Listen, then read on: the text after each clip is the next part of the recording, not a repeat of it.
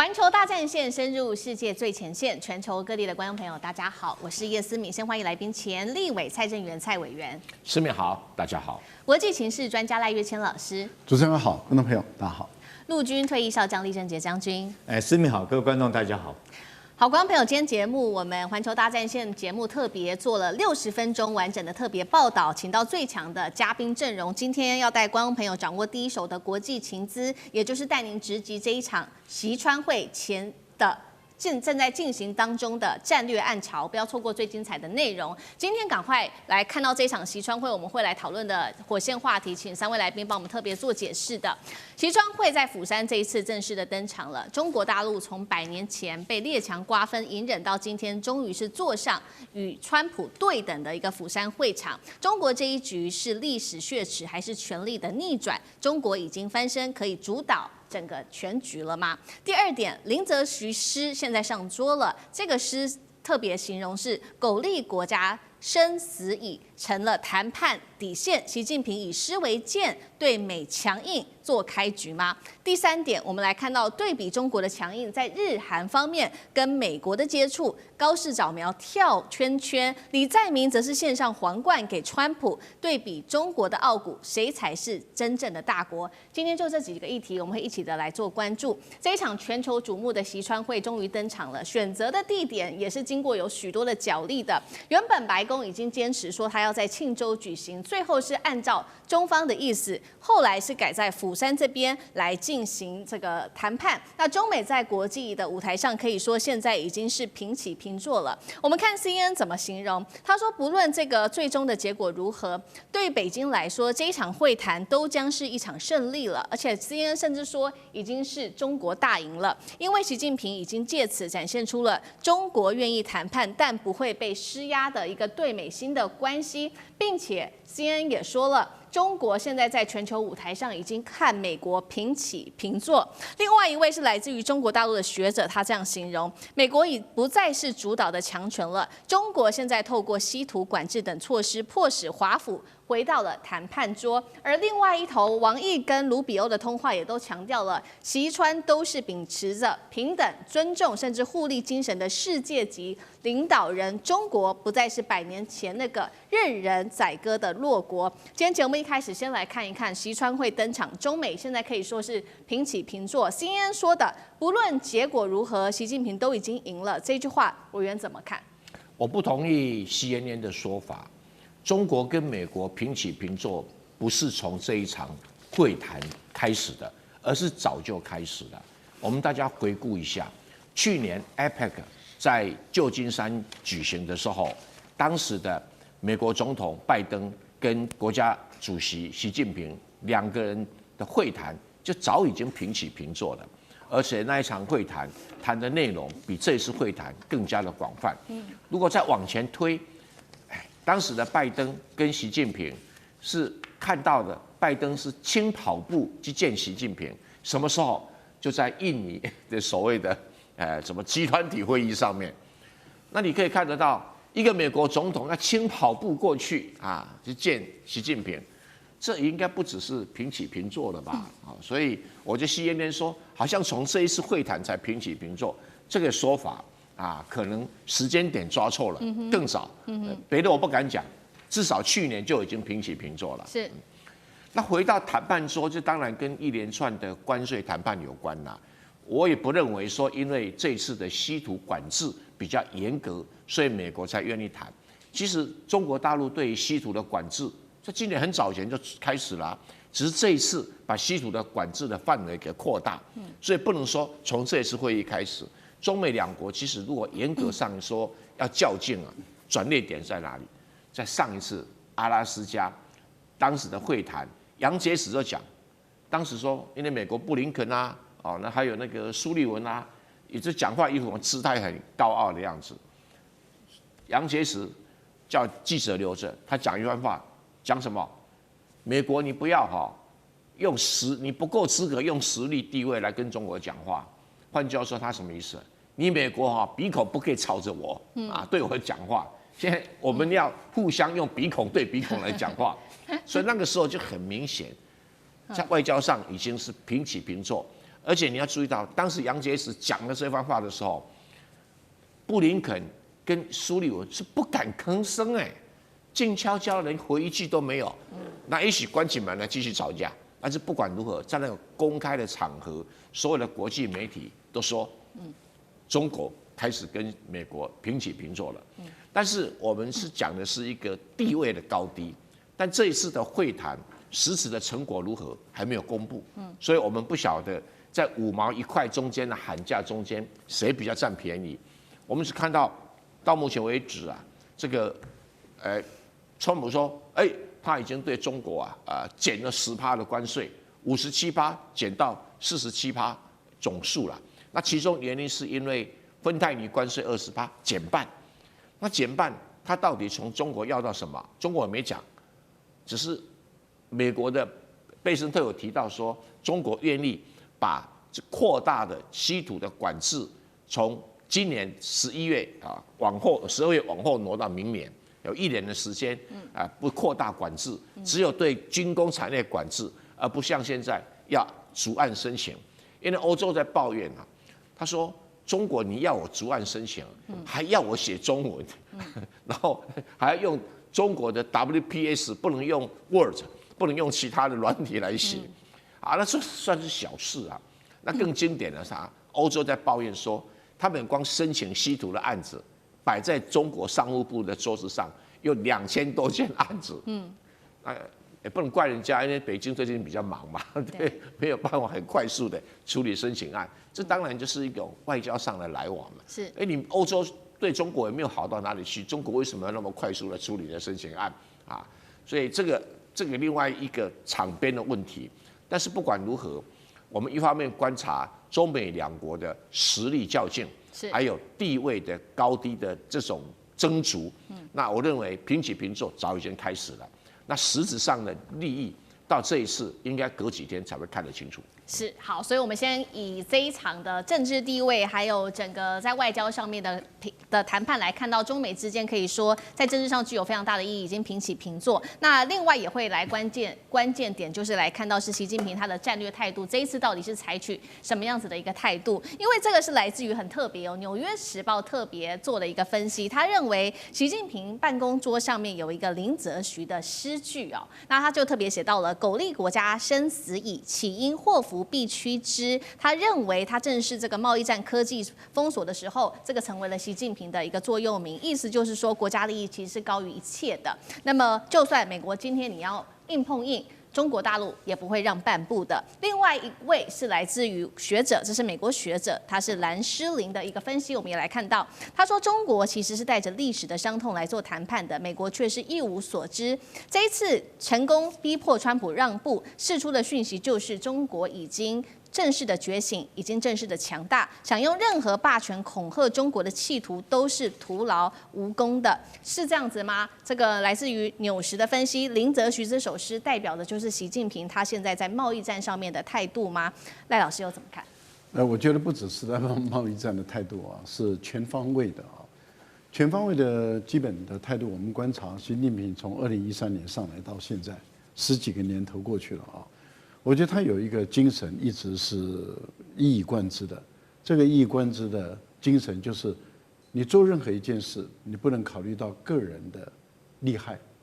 不能够去趋利避祸的这种方式，你要考虑的是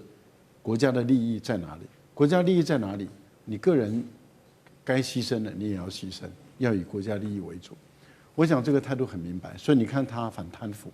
反贪腐，坦白说，这不是一件容易的事你看，从他上台到现在10几年来，对于贪腐他绝对不容忍。你看这一次这个四中全会召开的时候，有多少位高阶的将领都是落马了，有多少位是他这个选定的这些高阶的军事的这些负责人，但是你碰触到贪腐，全部都下台一鞠躬。这个在中国几千年来的历史中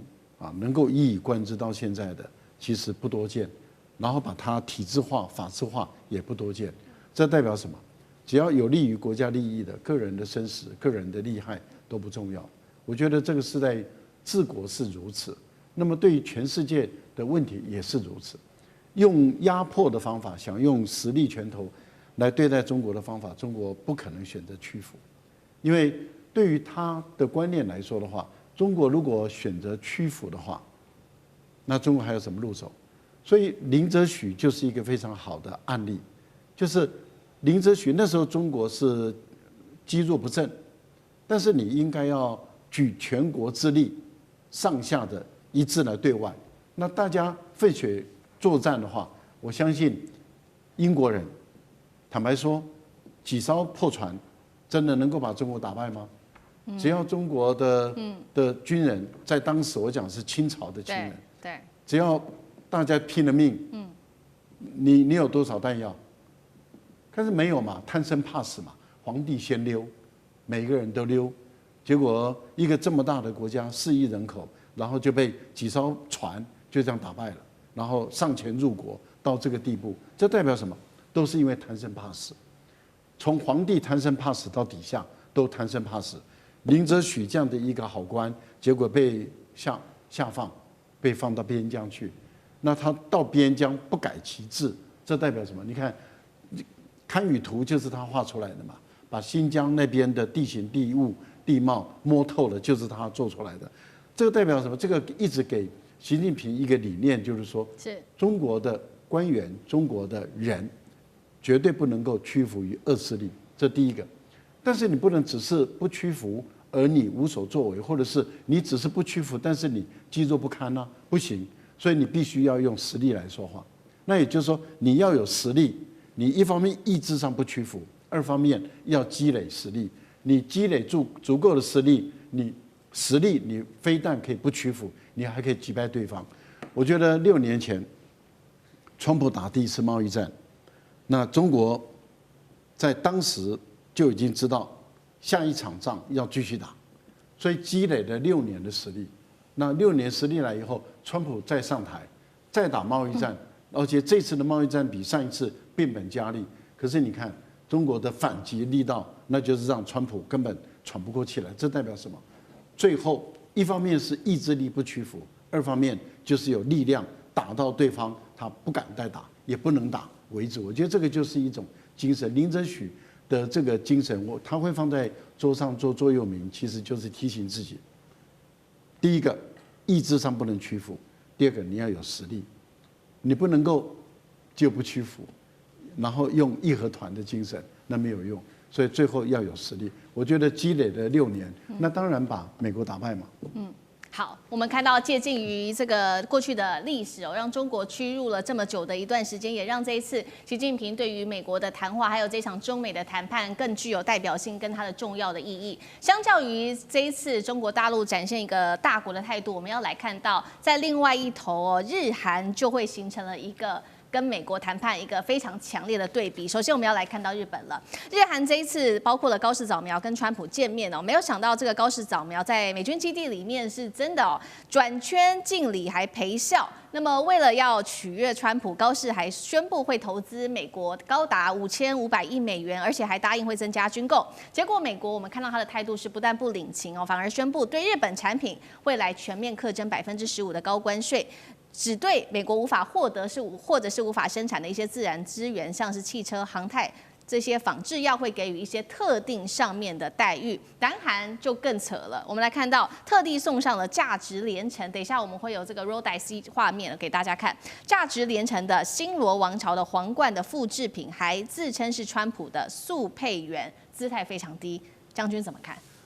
我相信日本跟韩国这2个国家元首这次的表现是完全的失格，看得出来他完全阿谀谄媚奉承这个川普。几个动作来讲，川普最喜欢的，他们这个极尽想办法要做到。比如川普最喜欢黄金嘛，所以这2个国家元首就赶快这个用黄金打造他所喜欢的礼物。第二个来讲的话，川普要的就是诺贝尔和平奖李在明也讲说，这个你应该要得这个高市早苗也说你应该要得这个诺贝尔和平奖要推荐他得诺贝尔和平奖。我觉得这几乎都已经是失去一个国家的格调。我举一个例子假设说有一个这个小女孩，然后她有一天被一个这个街头的流氓叫上她的这个豪车里面，然后带到他们家的所开的夜店哦，在里面狂欢。那你认为说这个人会是谁？哦，我们一般来讲觉得说这不应该这样做。那更何况你是一个国家的元首，是一个女性的元首，你应该顾到国家的一个尊严在这边哦。难怪来讲高市早苗这个动作哦，被这个日本人所瞧不起，认为说这是日本的耻辱哦，甚至列为国耻。当然，你一个国家元首可不可以去这个上美国的航空母舰？是应该可以去，我也认为应该可以去。以前这个蒋公也曾经上过美军的航空母舰，但去那边是纯粹就是谈军事嘛，哈，去参观人家军舰。那你美国来讲，你应该代之以礼，说这个军舰来讲，我有什么样的战力，有什么样威力，哈，可以担任什么样的作战任务，然后应该是这方面的这种说明跟简报，哈，而不是在里面狂欢跳舞。对，这个等于说有一点像高中女学生看到她这个心目中仰慕的这种偶像，哈，那种开心成那样子，我觉得真的是有失国格。那李在明来讲也是一样，让人家觉得非常的不可思议，哈，一个这个国家的总统居然阿谀到这种程度，你最起码也要替南韩考虑一下嘛。他送了2样东西，哈，我跟各位讲一下。第一个是这个所谓的无穷花勋章，其实川普不是第一个拿到，第一个拿到是谁呢？蒋委员长夫人，蒋夫人有拿到，因为那个时候2次世界大战，中国协助韩国打败了日本，让韩国可以独立，所以说他们有颁这个勋章给蒋夫人，但是这次来讲的话，他除了说是这个勋章之外，还送了一顶皇冠啊！我觉得这真的是，我不得不佩服李在明。你看他那顶皇冠多好啊！这个川普最喜欢什么？除了黄金之外，他还喜欢人家给他戴高帽子。你看那顶帽子多高啊！上面那个山等于是我们来讲的话，一个叫山，两个叫出，它是3根在上面，好好的一顶高帽子套到川普的头上，而且还是金光闪闪。听说这2件礼物都是纯金打造的，而且是镶上这个紫色的这种水晶，总共价值换算成台币的话要320万。那你就这样子送过去。当然，我觉得日本跟韩国会做动作，他们必须要靠美国来保护了。也看得出来这个非常的这个有失。我觉得这种动作真的是有失国格。是，谢谢李将军。那我们休息一下，马上回来。地缘政治、美中之争、战略价值、强权崛起、小国生存。现在与未来，洞悉事件走向，掌握世界脉动，全球观点尽在环球大